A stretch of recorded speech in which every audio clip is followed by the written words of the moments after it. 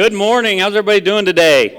I know it's a fall rainy day, so that's kind of dampened it down a little bit, but we're going to have a good time inside here. My name is Perry, and I am one of the pastors here at Ignite, and I'm just super excited today, not just because of this message, it's going to be great, but I'm more excited about the fact that fall has finally arrived. I've been for the last few weeks thinking fall forgot about us here in Missouri, and we're just going to do them without it. We're going straight from summer to winter.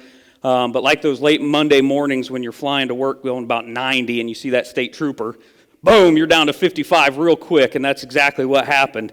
And I know there's lots of you in this room that can relate to that. I believe we call that the pucker factor. So anyway, fall is finally here, and I'm excited about it. It's my favorite time of year, college football. I get to wear my several layers of clothes and my flannels and not be sweating, so it's going to be a great day. It's going to be a great fall, and I'm excited about the future here. So today we are starting a new series, as you saw in the video, called I Declare War. And when I say we declare war, I'm not talking about 1, 2, 3, 4, I declare a thumb war. But just if you are interested, I am the undisputed, unchallenged champion of thumb war. And what I mean by that is if you think you're good at it, see me after church. And we can have a little thumb war challenge there, have a little bit of fun with this. But anyway, we're going to be looking at how to identify our enemies in the war that we're talking about, and how to identify who they are, and how to learn how to take them on. So you may be asking why. Why, Perry, do I need to declare war? Who do I need to declare war on? I love everybody. I'm an easygoing guy. I don't need to declare war. I'm a peace-loving guy. But to sum up that answer real quick, and we could end this message just by simply saying, because you are in one. We're all in a war. We're either in it, we're coming into it, or we're getting out of one. So we have to be prepared for that at all times. So we're going to look at a few different types of war real quick. You know, there could be anything from a physical war, which could be an illness. Maybe you're fighting a flu, a cold, or maybe you've gotten a diagnosis recently, and it's just really knocked you down and out, and you're feeling defeated. Maybe it's an emotional war. You know, you're just emotionally unstable. Things just have been going wrong left and right, and emotionally you're at your breaking point. You can't handle it anymore. Another one could be a mental war. You know, again, you just got all this negativity in your head, and you're being, you know, yourself is your biggest enemy, and you're telling yourself you're not worth it. You're incapable of doing the things that you're trying to do, and so on. But I feel the biggest one that we struggle with is a spiritual war. I think sometimes it's one of those things we don't want to talk about. We want people to think, hey, we've got it, we're all right, we don't need help. But I think it's just one of those things we'd rather push it out of sight, out of mind. It's kind of like when you're flying down the road and you see that state trooper. You do one of two things, I've noticed. At least I do. I either try to make eye contact with him, thinking that he's going to like see something in me and be like, okay, he's a good guy. We'll let you keep on going. Or I turn my head and act like I don't see him, because if I don't see him, there's no way he saw me. So I think we do that same thing with the spiritual warfare that we fight. We look at it eye to eye and think that it's going to find compassion for us, and it's going to, you're good, go ahead. Or we turn our back to it and think, I didn't see you, so you're not really here. And the problem with spiritual warfare is that it uses all the other types of warfare, the emotional, the mental, the physical, and it combines it all into one big war, and it just unleashes hell on you. So we have to look at those, and we have to be real with those, and we have to be willing to confront that. We have to be willing to tell people, hey, this is what I'm going through, and this is what I'm dealing with. Can you help me? But before we get into that part, we're going to look at 3 of our biggest enemies, or 3 of our sources of conflict. In a spiritual war, we're faced with 3 of them. 3 enemies, and all 3 are just as ruthless as the next. All 3 have the same objective, and that is literally to destroy you. But number 1 there in your talk notes, if you're taking notes, is the devil. In the book of John, chapter 10, verse 10, it says, the thief, referring to Satan, or the devil, the thief comes only to steal, kill, and destroy. That's the only reason he's there. He's been given the authority to challenge us, to push us, to tempt us, and that is so that we rely more on God to get through that. He is our most recognized enemy. I mean, anybody who says, hey, we're going through a war, it's always something we think about as Satan. Satan, just the name alone is enough to strike fear in many people. And in the Bible, a lot of times Satan is referred to as a snake. And I don't know about you, but I see a snake and I'm out. I'm not playing games with snakes. I don't care if it's a perfectly harmless snake. I'm out. But the Bible makes it very clear that as people and as followers of Christ, Satan is Jesus' adversary. And so therefore, when we decide we're going to follow Christ, Satan automatically becomes ours. And it's very clear, as the Bible said, that the devil wants to attack us. And the problem with Satan is it's not just one person. Satan's got a posse, he's got a crew, and when he rolls out to get you, he's not rolling alone. He's rolling deep, and he's coming ready. And the biggest problem with Satan is he's had thousands of years to study us. He knows us. He knows us more than we know ourselves sometimes, and he knows the little triggers, the little things that he can push to get us to fall, and he uses those to his advantage. And they have that one objective. They're going to hunt us down, and when they find us, they're going to try to kill us. And if they can't kill us, and they can't steal God's promises from us, they're going to do their darnest to wound us and take us out spiritually. The devil is ruthless, and he studies us, and he knows our weaknesses. He's very prepared for the battle. How prepared are you to take him on? Top note number 2 in there, the second thing that we fight, and the second thing that is against us is the world. The world. And when I talk about the world, I'm not referring to the National Geographic Channel or any of those things. I'm not just, the Netflix specials, Planet Earth. It's not Planet Earth or the world in that aspect that is against us. Even though there are some nasty creatures on this earth that we think have been sent here to kill us, they really haven't. As long as we keep our distance, we should be okay. But I'm talking more about the world view of us as Christians and the world view of Jesus Christ and his gospel. We look at it in the sense that the Bible uses it when it talks about love not the world or the things in it. It's talking about the worldview, a worldview that is hostile to God's reign and a worldview that is hostile to God's rule. So we're going to stay in John real quick. We're going to go down a little bit farther into John chapter 15, and we're going to look at verses 18 through 19. This is where I feel like God's telling us that the world is truly something we need to take as an enemy. And he says, if the world hates you, keep in mind it hated me first. So I want to stop right there real quick, and let's tear that apart a little bit, or let's look at what he's saying. It's a part that I think is very important because I think he's giving that up to us as a reminder that he's walked this same path. He's been here. He's been on this journey before. He's faced every temptation that we're facing. He's faced all those challenges. And so he's saying, remember, I've been there. So if they hate you, remember, they hated me first. So if you're dealing with something, then you got to remember that. Remember that he dealt with it first. And the biggest thing in that is, hey, if you're on that path and you're going through this and the world is hating you, remember that I've been there. But also look at it as that means you're on the right path. You're right where I want you in my time. He's saying that the world hates you. Good, I got it. Where I need to know now, or good, you understand that. So what you got to know now is that you got to keep marching because you're on the right path. So keep moving forward. So again, it says, if the world hates you, keep in mind it hated me first. If you belong to the world, it would love you as its own. As it is, you do not belong to the world, but I have chosen you out of the world. That is why the world hates you. So Jesus has chosen you. You're a chosen person. You're put here for a reason, and you're in this path or on this path, and you're fighting this battle for a reason. Enemy number 3 is yourself. You many times are truly your own worst enemy.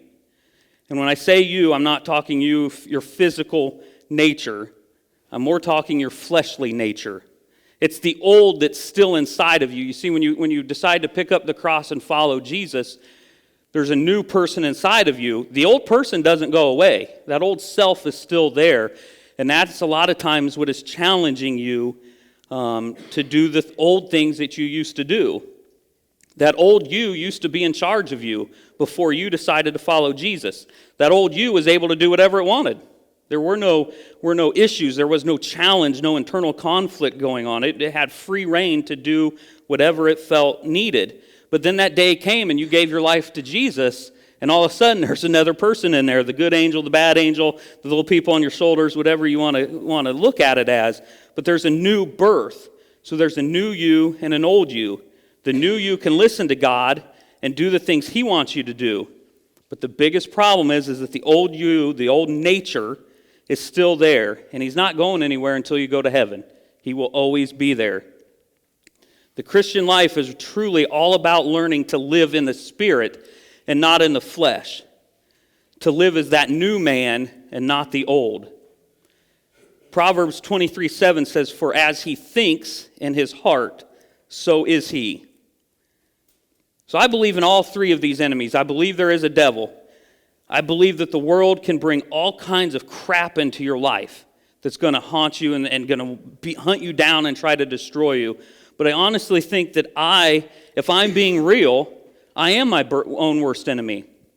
I let the old me inside sometimes speak over the new me. I listen to all my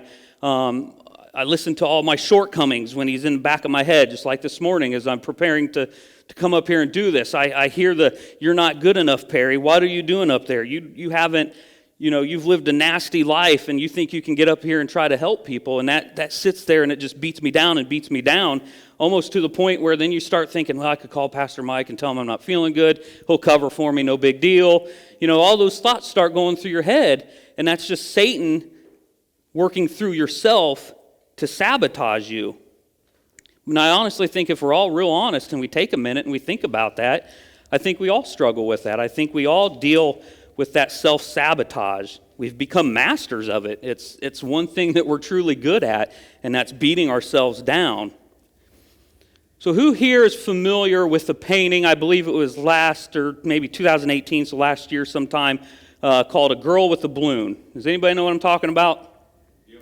There was an artist named Banksy, I believe is how you say that. He painted this very simple black and white picture of a little girl holding a red balloon. And he framed it in this big, beautiful golden frame. It was just beautiful looking. And this was in London, and he took it to an art gallery, and it was being auctioned off. And I watched this on YouTube, and the auction, I believe, started somewhere around like $80,000 or $100,000. And I thought, man, that's ridiculous. I'm not an art guy. I've never understood it. I don't see how paintings and things like that can be worth that kind of money. I'm glad there are people that do. But it quickly grew. And it was like a feeding frenzy in there of people raising their little paddles up trying to bid on this thing. And if I remember right, I think in American dollars, it ended at $1.4 million. This simple black and white. I want you guys to look it up after the service. It's just a simple picture with a little girl holding a red balloon. And at $1.4 million. And as soon as the gavel hits, and it's sold, $1.4 million, the artist had arranged for somebody in the crowd to have a remote. And when it hit and it's done, he hit the remote, and all of a sudden this picture, and you watch it, the picture starts sliding out of the frame through a shredder into thousands of pieces. And it's been absolutely destroyed. And, the people are standing there. And you just see the shock look. They're all got their little champagne or whatever they're drinking, and they're just in awe watching this $1.4 million picture be destroyed. But the artist has arranged that as basically just as a stunt, as a way against commercial art and things like that, because he was really against that kind of stuff. But at the end of the video, you see two security guards run over and try to grab the thing off the wall, and they're looking for a way to shut it off.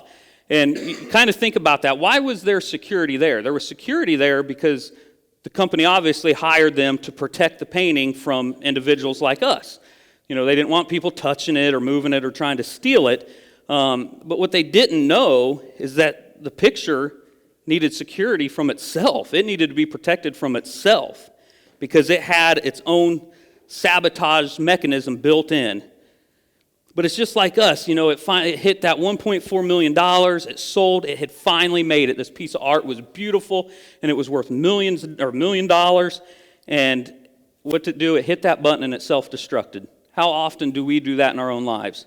We finally get to the mountain peak. We finally reach the top, and we're standing there, and instead of moving forward, we find something inside us that says, no, I'm not good enough for this.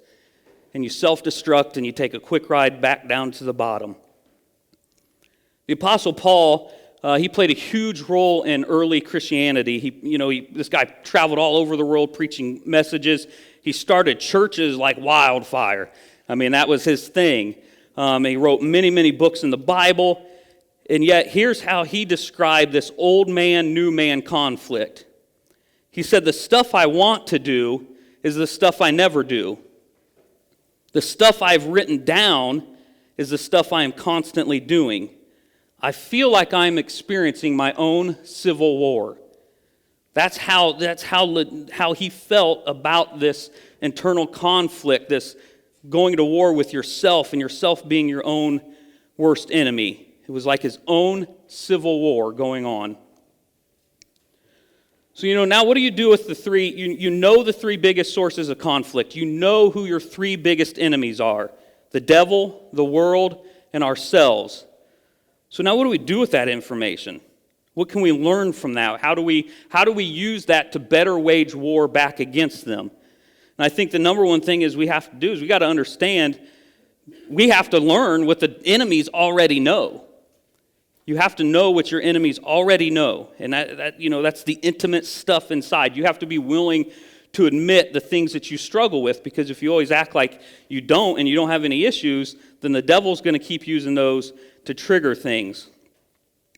So again, when you know your weaknesses, they're no longer weaknesses. They can no longer be used against you. So you must learn to think like a wolf. And that's the title of today's message, Think Like a Wolf.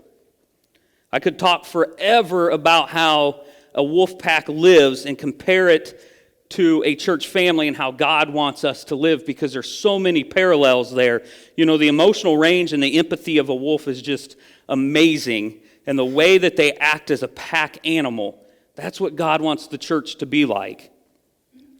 They take care of each other. They protect each other. They make sure everybody's fed. Everybody has everything they need to live. And if I remember right, I believe the saying is the wolf in the pack is the strength of the pack is the wolf, and the strength of the wolf is the pack. It may be the other way around, I don't know, but I'll thank Jungle Book for that little quote. But we must learn to think like a wolf. I believe many things in life are truly mind over matter. But I also believe that there are those things that aren't that way. But I do know that what happens in our mind really does matter. I believe that you can change the way you feel by changing the way you think. That's point number 4 there in your talk notes. I believe you can change the way you feel by changing the way you think. In Colossians 3, 1 through 3, it says, "If then you have been raised with Christ, seek the things that are above, where Christ is, seated at the right hand of God. Set your mind on the things that are above, not on the things that are of earth." So many times the way we feel is responsible for so many of the problems we get into. We do so much based on feeling. But we can really grab those controls and we can take back the reins if we can alter how we feel by changing the way we think. In Romans 12:2, it says, "Do not be conformed to this world, but be transformed by the renewal of your mind." He's saying if you want to live right, you've got to think right. You have to be thinking positive, not negative. And then shortly after that, Jesus is asked in the scripture, the most important thing we could ever, what is the most important thing we could do? And Jesus says this in Matthew 22:37. He says, "You shall love the Lord your God with all your heart and with all your soul and with all your mind." So if we love God with all our soul, with all our heart, with all our mind, that's going to help transition our mind and our thinking to things above, not just the earthly things, but the things above that we really need to be focused on. Negativity breeds more negativity. Many times the reward for negativity is more negativity. Why? Because if we look at it, or what we look at is what we find. This is because of the way God created our minds to work. Whatever you are searching for, you will find more of it. So understand, you are in charge of your thoughts, and you are in charge of what you are looking for. And listen, there's a big difference between thinking and thinking about. A thought pops up, and you are thinking that thought. The choice you must make is how long or how much thought do you put into that. You can't control the thoughts, but you can control how much and how long you think about it. It's like thinking about naming a child, if you've ever been through that. I've been through it 4 times. You go back and forth because you're looking for a name that, none of your other friends have named any of their kids that, no family, you don't have a brother or sister named that. You want to pick something that's new to you and new to your family. And so you finally land on a name, and you leave the hospital, you fill out the birth certificate, and everybody's happy. And within days, all of a sudden, you've run in and met 6 different kids with that name. Or when you go purchase a new vehicle, you spend all this time because, again, you don't want to buy just a vehicle that everybody else has. You want it to be different. You want it to stand out. So you find this cool, shiny, metallic blue that you've never seen before. And you buy that truck or that vehicle, and you're driving around town. And sure enough, within a week, you're driving to the store, and you pass 6 of them just in the 1-mile drive to the store. So what happens is I did a little research into this, and it's called a frequency illusion. You see, your mind never recognized that color before because it really never seen it, never paid attention to it, never saw any value in it. But your subconscious, once you buy it and your mind sees that color, your subconscious is always looking for it.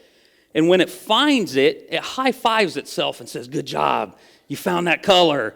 And then it wants that more because it feels good. That feeds something into your subconscious that feels good. So it keeps looking for it, So you see it more and more. Same with the baby name. You've never heard that name before. You came up with it out of the blue. Never even seen that name before.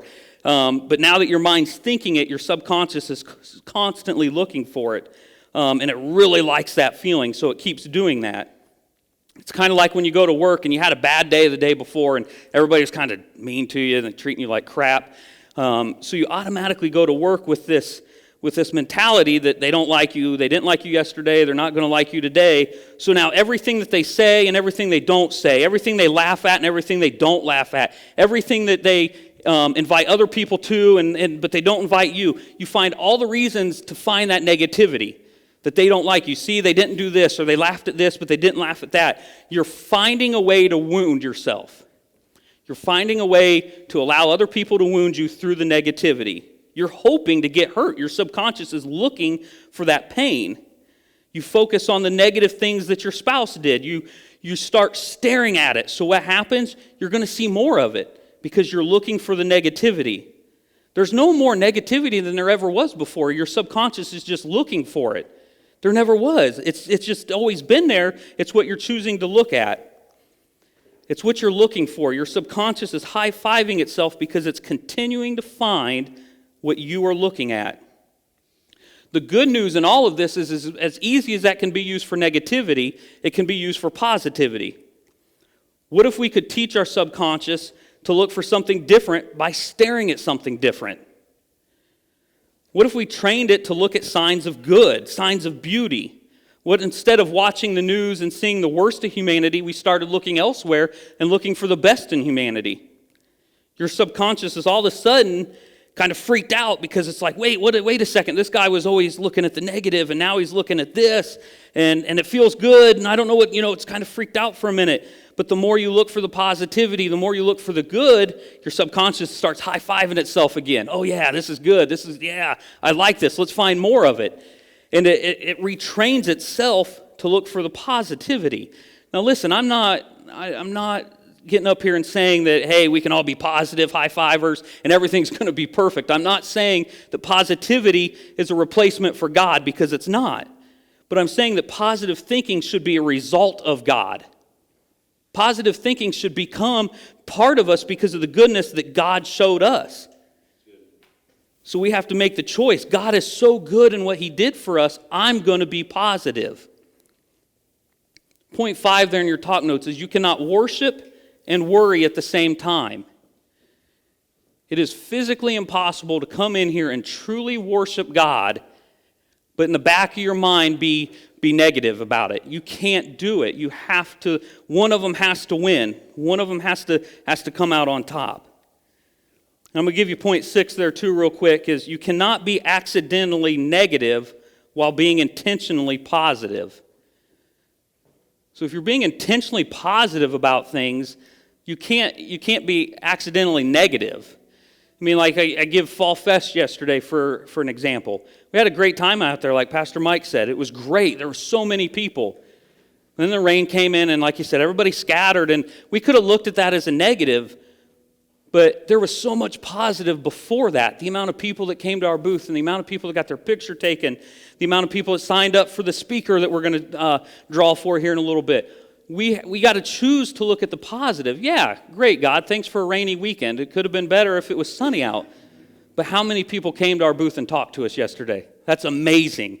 And the results that can come out of that. And yeah, somebody's going to win a speaker. You know, that's all good and great. But the people that stopped by our booth and saw, hey, this church is giving away free pictures. They're going to take my picture for free. And I couldn't believe how many people asked, how much is it?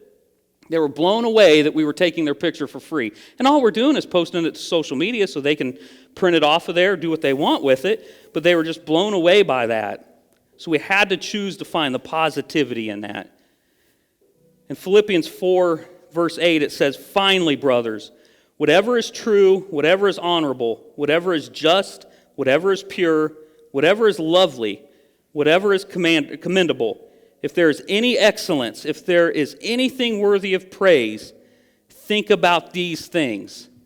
So it's saying you better look for anything you can find that is worthy of praise and think about that before you let your mind go negative.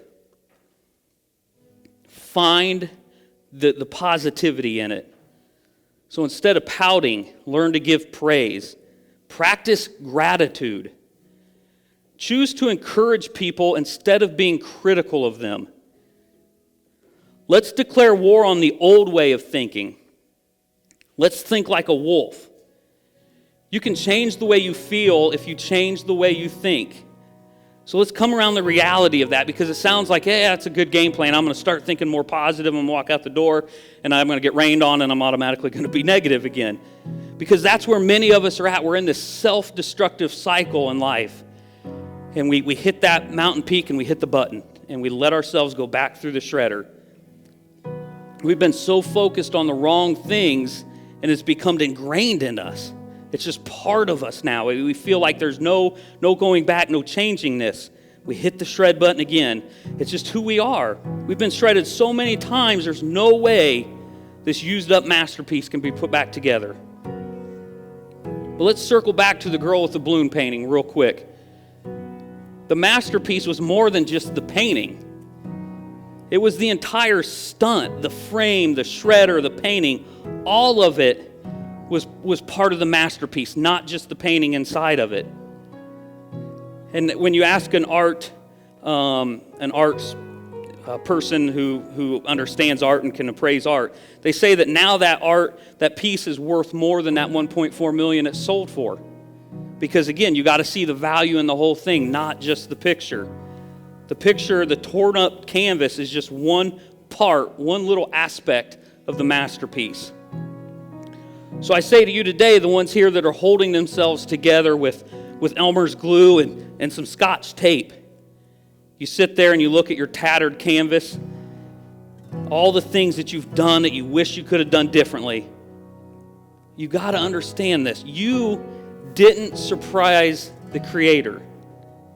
He knew from the very beginning that this whole thing was part of it.